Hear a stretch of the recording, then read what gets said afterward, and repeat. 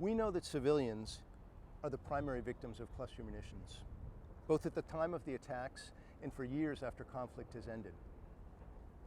In 2021, children made up 2/3 of all cluster munition victims recorded, with 90 killed or injured and an average of 10 years old.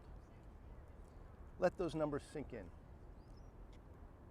This is a dire reminder of why these weapons are internationally banned and why we need to redouble efforts to address their long-lasting and global impact. The Cluster Munition Coalition condemns use of cluster munitions by any actor under any conditions, and we call for an immediate halt to all use of the weapon. We are dismayed by Russia's use of cluster munitions in the ongoing war in Ukraine, causing hundreds of civilian casualties and damaging homes, hospitals, and schools, while Ukraine appears to have also used the weapon in at least 2 instances. According to Cluster Munition Monitor 2022, at least 689 people lost their lives or were injured during cluster munition attacks in Ukraine in the first half of 2022 alone.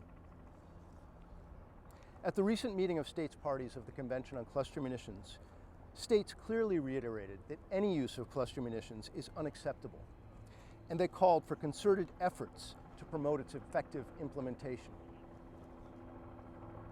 We are concerned that the pace of treaty adoption has clearly slowed in recent years.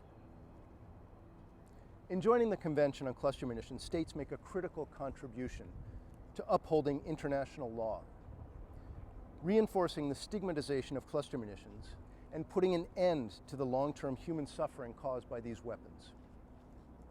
Here at the First Committee, the CMC calls on states to vote in favor of the resolution on cluster munitions, to condemn all use of cluster munitions by anyone, anywhere, to take concrete steps towards joining the convention, if not already on board, to promote its universal adoption and implementation, and to ensure gender and diversity inclusion in convention implementation.